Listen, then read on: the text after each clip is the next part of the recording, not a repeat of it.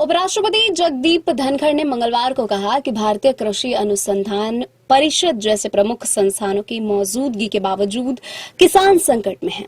धनखड़ ने कहा कि किसान संकट में हैं और आंदोलन कर रहे हैं तथा यह स्थिति देश के समग्र कल्याण के लिए अच्छी नहीं है। धनखड़ ने कहा कि केंद्र सरकार से इस मामले पर सीधा सवाल पूछा है। उन्होंने कहा कि मुझे समझ में नहीं आ रहा है कि किसान से वार्ता क्यों नहीं हो रही है। हम किसान को पुरस्कृत करने की बजाय उसका सही हक भी नहीं दे रहे हैं। धनखड़ ने कहा कि आत्म अवलोकन की आवश्यकता है क्योंकि किसान संकट में है। यदि ऐसे संस्थान सक्रिय होते और योगदान दे रहे होते तो यह स्थिति नहीं होती। ऐसे संस्थान देश के हर कोने में स्थित हैं, लेकिन किसानों की दशा भी वही है। उपराष्ट्रपति धनखड़ केंद्रीय कपास प्रौद्योगिकी अनुसंधान संस्थान के शताब्दी समारोह को संबोधित कर रहे थे।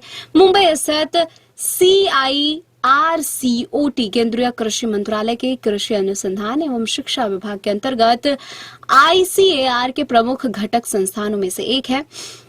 उन्होंने कहा कि भारत जल्द ही दुनिया की 5वीं सबसे बड़ी अर्थव्यवस्था से तीसरी सबसे बड़ी अर्थव्यवस्था बनने की ओर अग्रसर है, लेकिन विकसित राष्ट्र का दर्जा पाने के लिए प्रत्येक नागरिक की आय में 8 गुना वृद्धि करनी होगी।